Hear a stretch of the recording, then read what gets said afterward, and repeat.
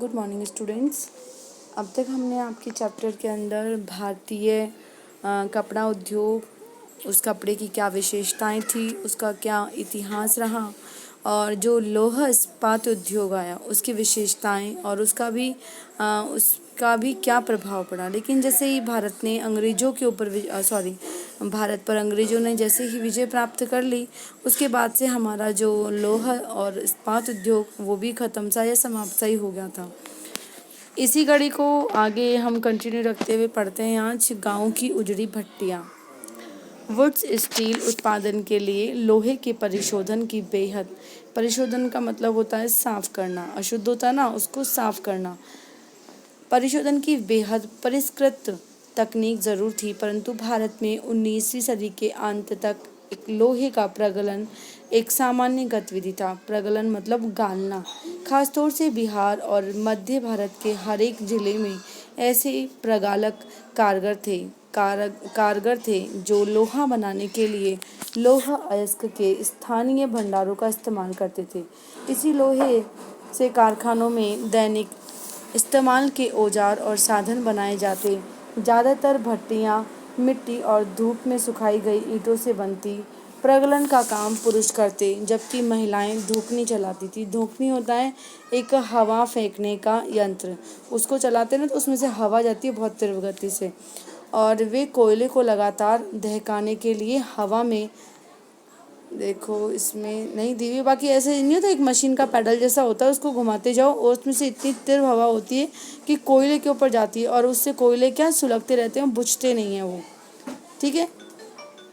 19वीं सदी के अंत तक आते आते लोहे के प्रगलन का हुनर खत्म होने लगा था। ज़्यादातर भट्टियाँ ठंडी पड़ चुकी थी और लोहे का उत्पादन गिरता जा रहा था। ऐसा क्यों हुआ? इसकी वजह तो एक नए वन कानून ही थे जिनके बारे में आप अध्याय 4 में पढ़ चुके थे। जब औपनिवेशिक सरकार ने आरक्षित वनों में लोगों के प्रवेश पर पाबंदी लगा दी तो लोहा बनाने वालों को कोयले के लिए भला लकड़ी कहाँ से मिलती, क्योंकि लकड़ी किससे बनती है, कोयला किससे बनता है, लकड़ी से बनता है। और जो वन नियम आए थे जो हमने पिछले चैप्टर में पढ़े थे वो बहुत ही स्ट्रिक्ट थे। इससे हर कोई जाके मतलब पहले तो लकड़ी काटना आसान हुआ करता था, लेकिन लकड़ी काटना फिर बाद में कुछ कठोर नियम आ गए।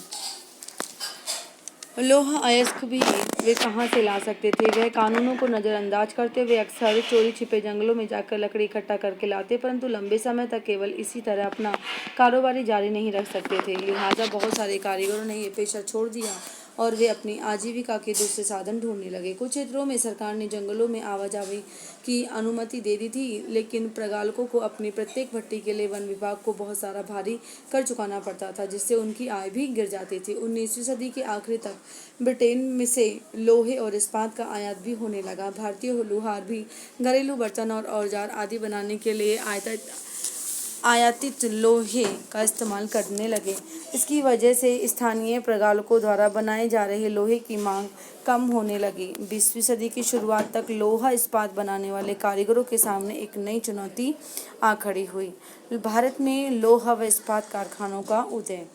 देखिए, लोहा इस्पात कारखानों का उदय, इस उद्योग के अंदर जो भट्टी में काम करने वाले थे वो पुरुष हुआ करते थे। महिलाएं धूकनी से हवा करा करती थी, लेकिन बाद में जो कोयले होते हैं ना, लकड़ी से बनते हैं, उनकी किल्लत आ गई क्योंकि लकड़ी के लिए बहुत ही कठोर नियम बना दिए गए थे। तो कुछ लोगों ने मतलब अधिकतर लोगों ने इस पेशे को ही छोड़ दिया। भारत में लोहा व इस्पात कारखानों का उदय साल 1904 की बात है। अप्रैल के महीने में अमेरिकी भूवैज्ञानिक चार्ल्स वेट्स और जमशेद जी टाटा के सबसे बड़े बेटे दोराबजी टाटा छत्तीसगढ़ में लोहा अयस्क भंडारों की खोजबीन करते घूम रहे थे। वे भारत में एक आधुनिक लोहा व इस्पात संयंत्र लगाने के लिए अच्छे लोह अयस्क भंडार की तलाश में कई महीने और काफ़ी सारा पैसा खर्च कर चुके थे।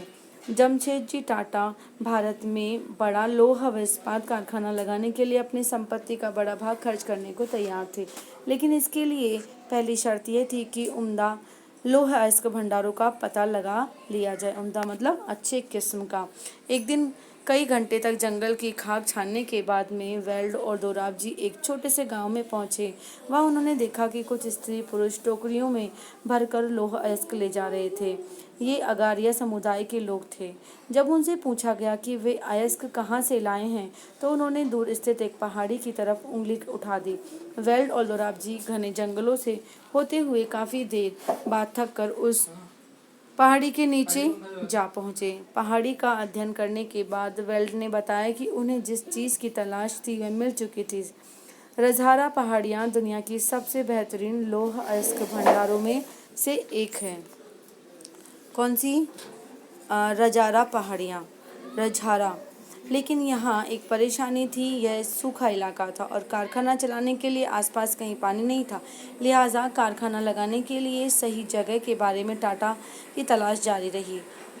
अगरिया समुदाय के लोगों ने ही लौह अयस्क का एक और स्रोत ढूंढने में मदद की, जहाँ से बाद में भिलाई स्टील संयंत्र को अयस्क की आपूर्ति की गई।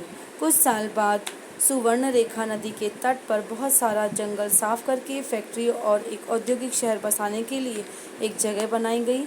इस शहर को जमशेदपुर नाम दिया गया क्योंकि इसमें जो पूंजी लगाई गई थी वो किसके द्वारा लगाई गई थी? जमशेदपुर टाटा के द्वारा। इस स्थान पर लौह अयस्क भंडारों के निकट ही पानी भी उपलब्ध था। यहाँ Tata iron and steel company TISCO की स्थापना 1912 में की गई और स्टील उत्पादन का काम चालू किया गया। ये बहुत इम्पोर्टेंट क्वेश्चन है कि जो Tata iron and steel company की स्थापना कब हुई, टिस्को का पूरा नाम क्या है, ठीक है। टिस्को की स्थापना बहुत सही समय पर हुई थी, 19वीं सदी में। देखिए ये कंपनी टिस्को, ठीक है, कितनी बड़ा क्षेत्र है, बहुत ही विशाल क्षेत्र पर पूरा मतलब इस्पात के कारखाना बनाया गया।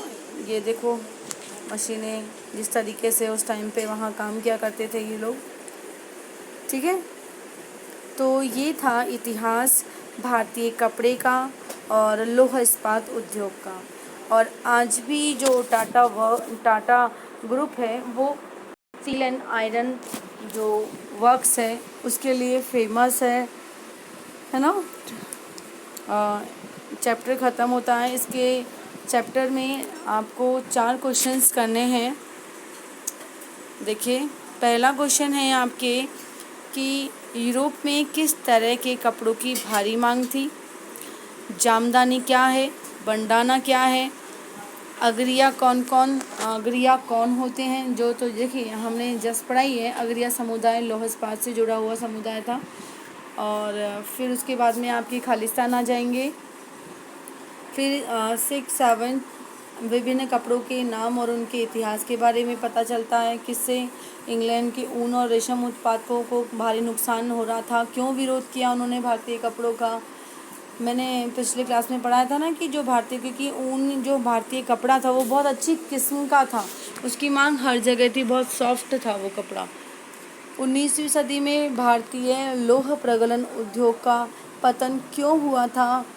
उसका पतन क्यों हुआ था? क्योंकि वन जो गलाने के लिए भट्टियाँ थी उसमें लोहे की आवश्यकता पड़ती थी और लकड़ियों की आवश्यकता, और लकड़ियों के लिए वनों में बहुत ही कठिन कानून बना दिए गए थे। वहाँ जाके लकड़ी काटना पॉसिबल नहीं था, है ना, तो छोड़ दिया था। भारतीय वस्त्र उद्योग को अपने शुरुआती सालों में किन समस्याओं का सामना करना पड़ा? पहले महायुद्ध के दौरान अपना स्टील उत्पादन बढ़ाने में टिस्को को किस बात से मदद मिली?